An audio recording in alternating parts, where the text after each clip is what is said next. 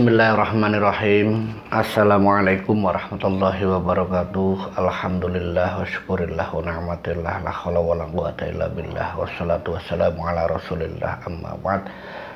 Di kesempatan kali ini di channel Sunyi Sepi, saya ingin menceritakan kisah yang datangnya dari salah satu narasumber, sebut saja Ibu Arum. Ibu Arum ini menceritakan pengalaman horornya, pengalaman seramnya ketika salah satu anak sulungnya mendapatkan satu hal ketika anak sulungnya yang tidak diketahui oleh Mbak Arum, kalau dia itu mengambil sesuatu dari pantai dan dibawa pulang, yang ternyata hal itu mengundang teror di rumahnya. Dan kejadian ini terjadi sama Mbak Arum beberapa tahun yang lalu. Tapi sebelum saya menceritakan kisah seram dari Mbak Arum ini, saya ingin menyapa sahabat Sunyi Sepi yang sudah dukung dan support channel Sunyi Sepi. Terima kasih untuk semuanya, dan semoga kita dan kalian selalu dalam lindungan Allah Subhanahu wa Ta'ala, diberikan nikmat sehat walafiat, dipanjangkan umurnya, dilancarkan rezekinya, dan dimudahkan dalam segala urusan. Amin amin ya rabbal alamin. Lanjut cerita ke Mbak Arum.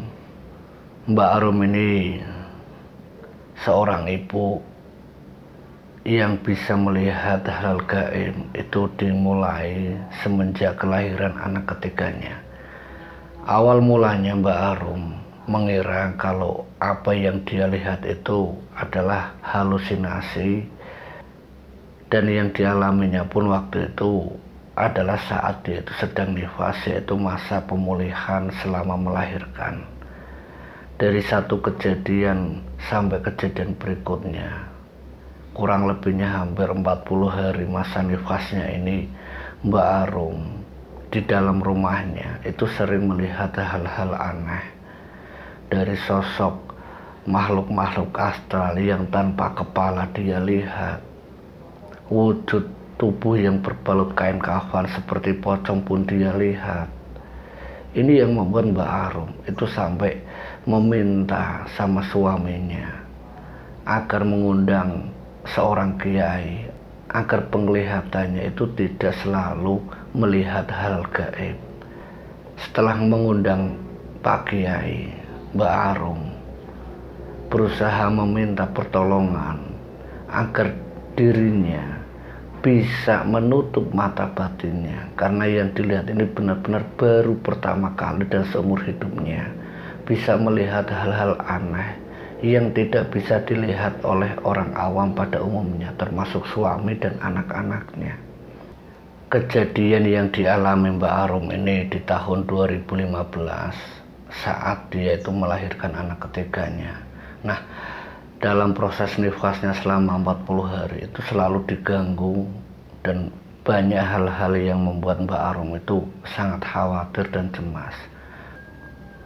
Setelah masa nifasnya selesai, Mbak Arum itu diberikan satu amalan, satu tuntunan doa agar apa yang dilihatnya itu tidak membuat dia itu merasa cemas ataupun ketakutan.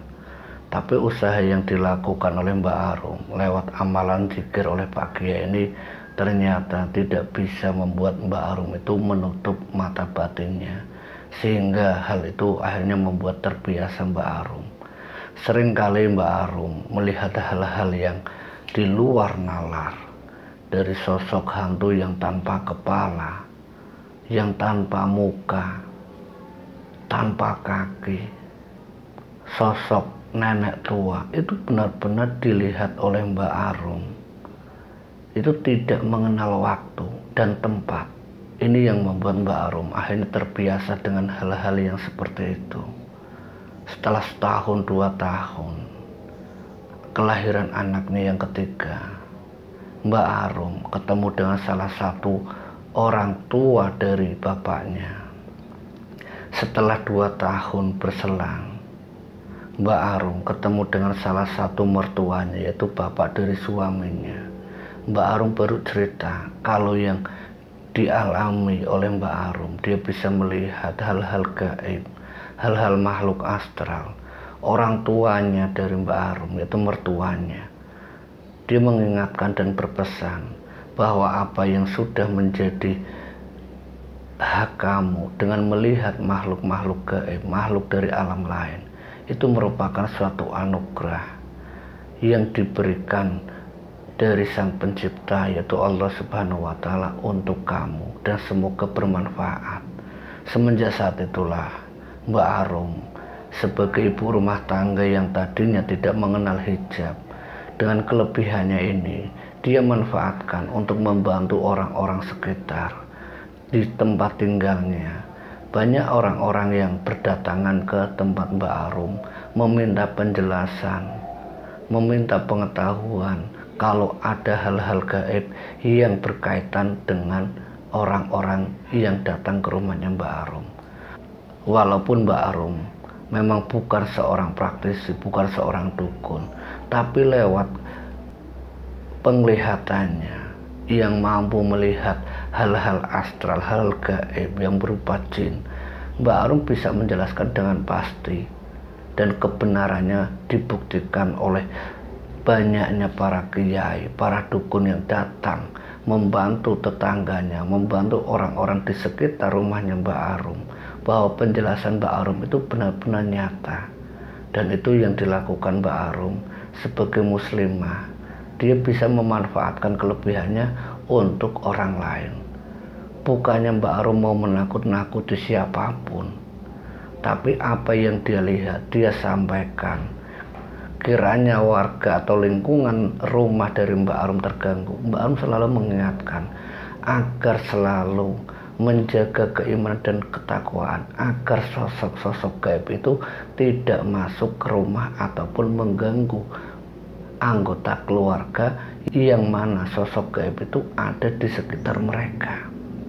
Mbak Arum dikenal oleh warga sekitar yang memang sebagai orang yang ahli dalam kebatinan, ahli dalam spiritual. Mbak Arum dibimbing oleh seorang kiai yang akhirnya Mbak Arum bisa memanfaatkan kelebihannya sekaligus bisa membentengi diri dan keluarganya.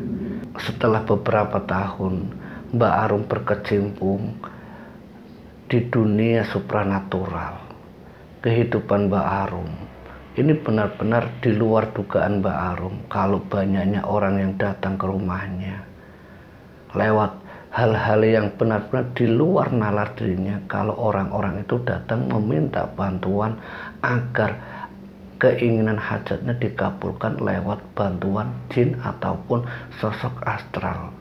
Mbak Arum menjelaskan ke orang-orang yang datang kepadanya bahwa meminta bantuan selain kepada Allah Subhanahu wa Ta'ala itu adalah syirik.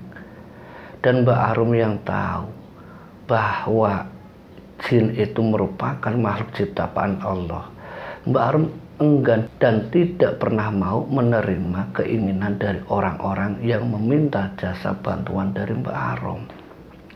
Dan kejadian yang menimpa Mbak Arum sendiri ini terjadi beberapa tahun yang lalu saat usia anaknya itu sudah beranjak ke 5 tahun, yaitu di tahun 2020 kemarin. Saat Mbak Arum dan keluarganya liburan ke salah satu pantai, anaknya yang sulung, anaknya yang pertama itu melihat dan menemukan sebuah boneka. Yang boneka itu menurut anak pertamanya itu katanya untuk adiknya. Tapi waktu itu kejadian tentang boneka itu tidak diketahui oleh Mbak Arum sendiri. Kejadian itu diketahui setelah kejadian yang menimpa anak bungsunya, anak terakhirnya Mbak Arum yang usianya 5 tahun.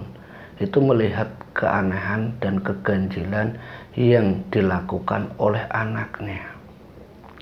Saat Mbak Arum dan suaminya sedang asik nonton TV di rumahnya, Mbak Arum yang mendengar suara tawa, suara tangisan dari belakang ruang tamu. Dan di belakang ruang tamu itu adalah anaknya yang paling kecil yang sedang bermain-main. Nah, anaknya itu menurut cerita dari Mbak Arum, dia itu sendirian, sementara kakak-kakaknya itu sudah masuk ke kamar dan sudah istirahat. Nah, anaknya yang terakhir itu sedang bermain sendiri, bermain dengan mainannya. Dan di situ ada sebuah boneka. Nah, boneka itu ternyata ada sosok penunggunya yang menemani anaknya Mbak Arum itu sedang bermain.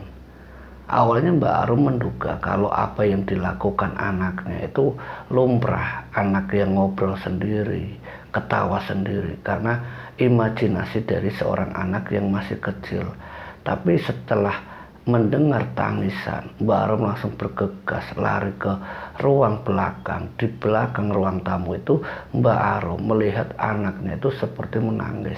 Tapi saat Mbak Arum ini ke belakang melihat anaknya yang menangis, Mbak Arum tidak melihat apa-apa.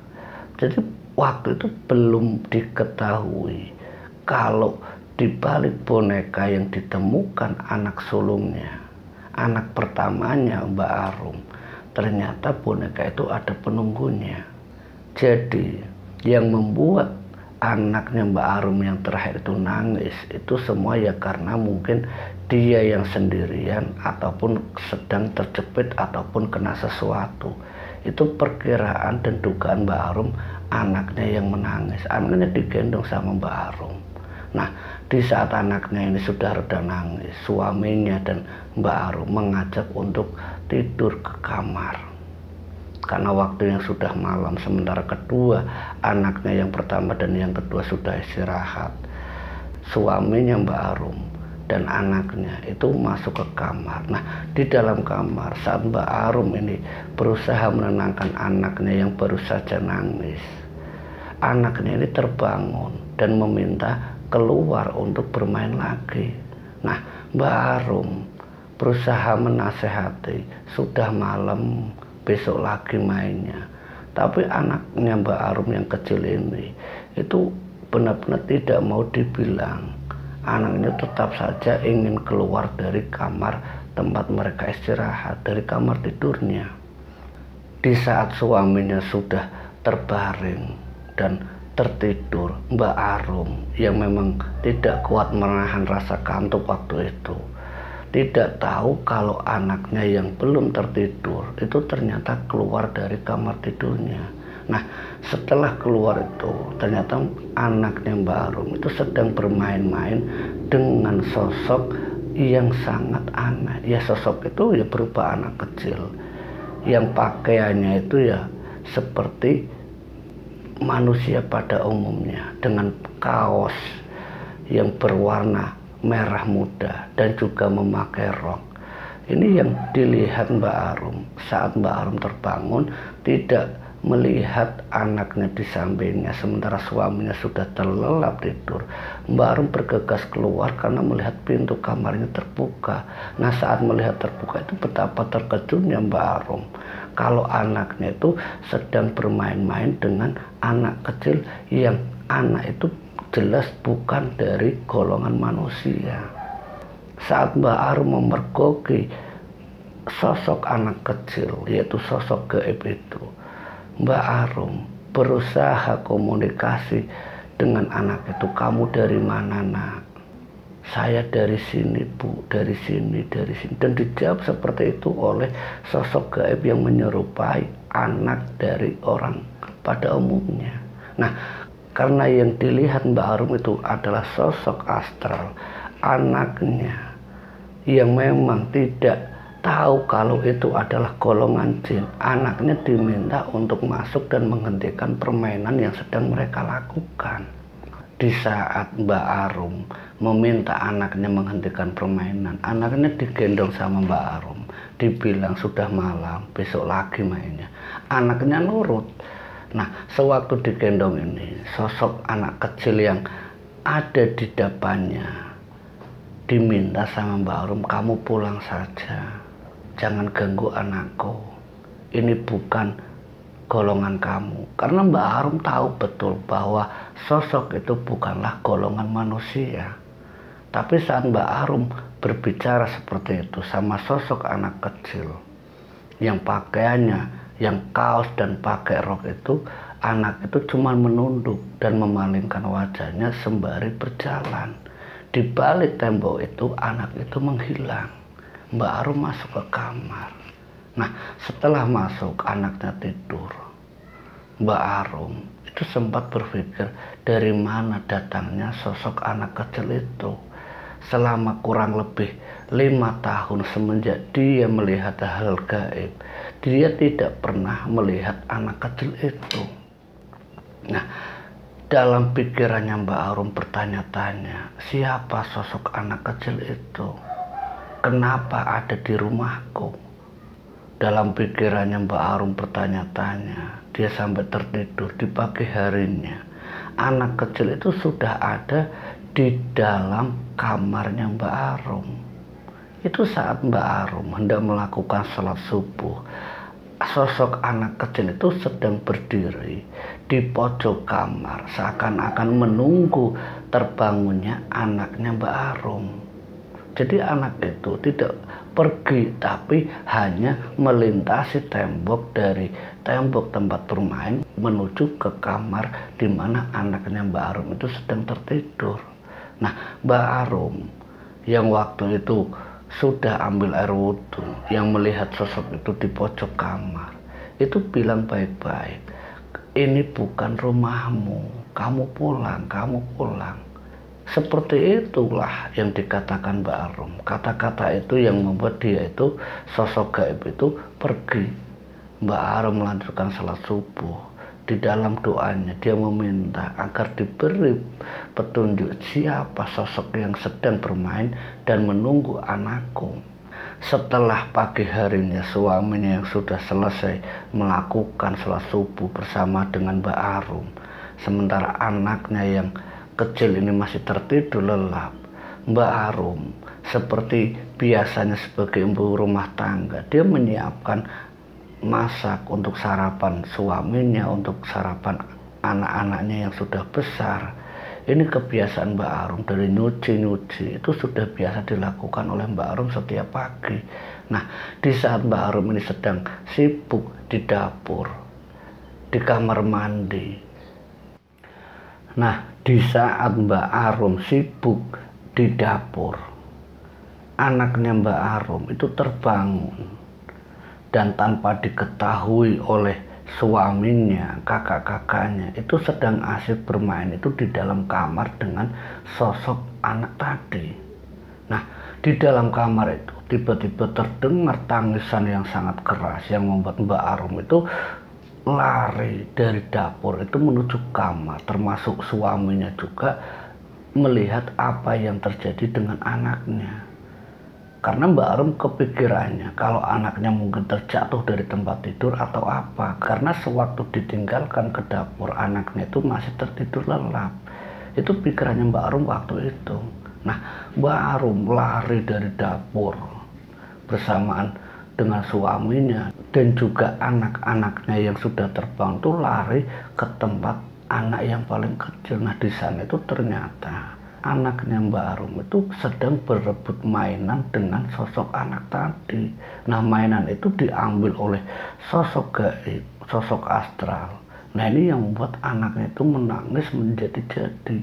Mengetahui yang dilakukan sosok astral tadi, yang menyerupai anak kecil, Mbak Arum itu sangat kesal, sangat marah, sehingga yang dilakukan Mbak Arum waktu itu langsung merebut mainan anaknya yang dipegang oleh anak dari sosok gaib tersebut.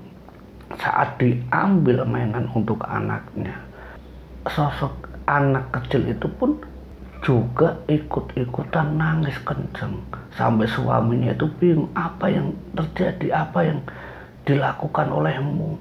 Mbak Arum menjelaskan ke suaminya kalau di kamar ini ada sosok anak kecil yang sedang bermain dengan anak kita. Ini yang membuat suaminya benar-benar ketakutan. Benar apa yang kamu katakan? Iya, benar apa yang saya lihat, ya ini anaknya. Ini anaknya ada di sini. Nah, Di saat seperti itu Mbak Arum teringat akan zikirnya. Dia baca zikir-zikir untuk mengusir sosok tersebut. Di saat Mbak Arum ini belum selesai membaca zikir, membaca ayat-ayat suci Al-Quran, anak kecil itu bilang sama Mbak Arum, kembalikan hak saya, kembalikan hak saya. Mbak Arum bingung, apa maksud yang dikatakan oleh sosok anak kecil ini? Kenapa dia mengatakan kembalikan hak saya? Mbak Arum pikirannya kalau mainan yang baru saja direbut itu milik dia.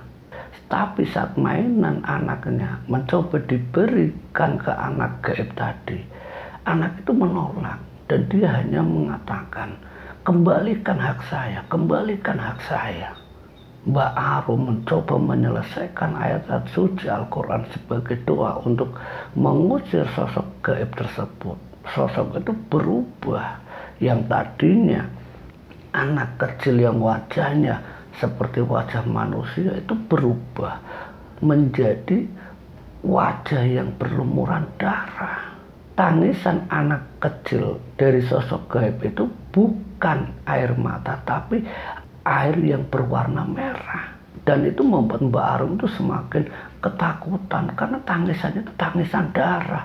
Dan darah yang mengalir ke pipinya itu semakin membuat Mbak Arum ketakutan karena wajahnya itu berubah menjadi wajah yang sangat menyeramkan. Setelah Mbak Arum membaca zikir, sosok itu belum juga pergi. Dia bilang ke Mbak Arum, kembalikan hak saya, kembalikan hak saya. Disitulah Mbak Arum hanya mencoba berpikir keras. Apa yang diinginkan sosok anak kecil ini? Apa yang diinginkan? Di saat seperti itu, Mbak Arum teringat akan anaknya yang sulung, yang pernah menemukan sebuah boneka yang ternyata boneka itu tidak pernah dibeli oleh suaminya. Nah, boneka itu ditanyakan oleh anaknya yang paling besar, ini kamu dapatkan dari mana boneka ini? Ini bapakmu tidak pernah beli mainan seperti ini dari mana? Anaknya yang paling sulung mengatakan, ini saya temukan di pantai Bu kemarin saat liburan. Terjawab sudah, kalau dibalik anak yang hadir di dalam rumah yang menemani anaknya Mbak Arum bermain, semuanya itu bersumber pada mainan yang berwujud boneka yang ternyata ada penunggunya. Di pagi itu suasana memang sangat mencekam karena suaminya juga merasa ketakutan. Aura-aura mistis di dalam rumah Mbak Arum ini membuat semakin tangisan anaknya itu semakin kencang, karena anaknya Mbak Arum pun bisa melihat sosok anak kecil yang wajahnya berlumuran darah. Ini yang membuat Mbak Arum itu benar-benar tidak bisa menahan dan menghentikan jeritan tangisan anaknya, sampai Mbak Arum itu bilang sama suaminya, bawa keluar anak kita dari kamar ini cepat, jangan sampai dia terlalu lama melihat wajah anak kecil yang berlumuran darah. Suaminya mengikuti saran, dia keluar dari rumah, tapi di luar kamar, di ruangan tengah, di ruangan tamu, sosok anak kecil itu ternyata mengikuti anaknya Mbak Arum. Saat suaminya sama anaknya yang di dalam gendongan duduk di ruangan tengah, anak kecil yang merupakan jelmaan dari penunggu itu juga hadir di ruangan tengah. Mbak Arum itu kecolongan karena yang dibaca bukan mengusir tapi hanya memindahkan, dan itu selalu membuat anaknya baru tuh nangisnya itu semakin kencang karena ia melihat wajah yang buruk rupa sosok anak kecil yang seusia anaknya itu berlumuran darah.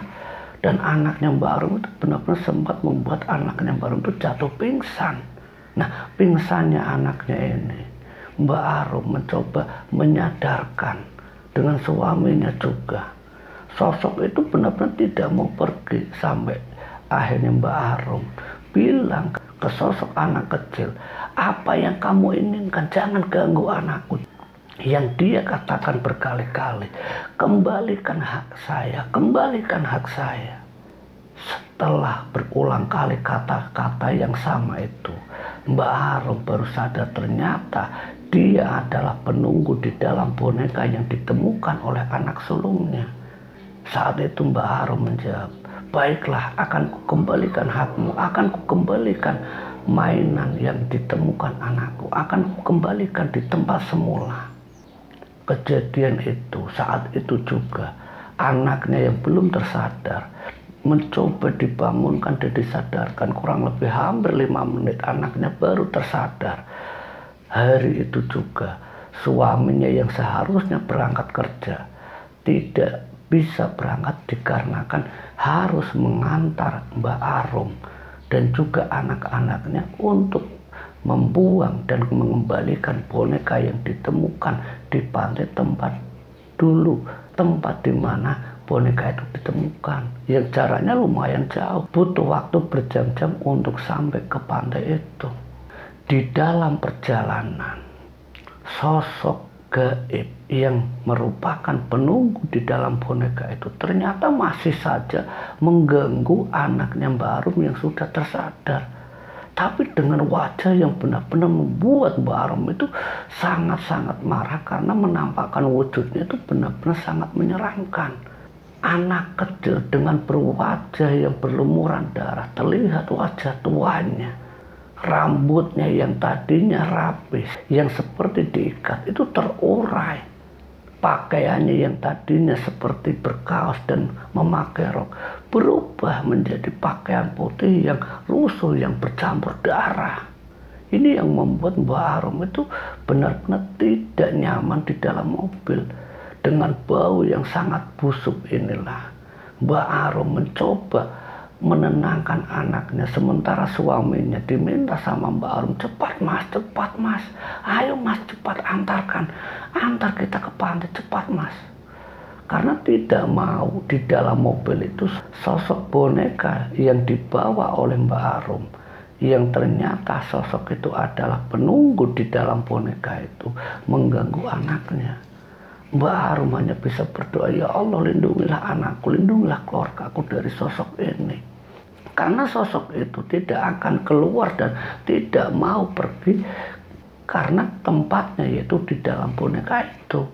Jadi memang Mbak Arum mau gimana lagi waktu itu, kalau misalkan diusir tetap saja akan kembali karena tempat dan wadahnya yaitu di dalam boneka itu. Mbak Arum mencoba berdoa, meminta perlindungan dan pertolongan hanya kepada Allah. Berdoa Mbak Arum sampai satu mobil itu ramai-ramai membaca ayat suci Al-Quran.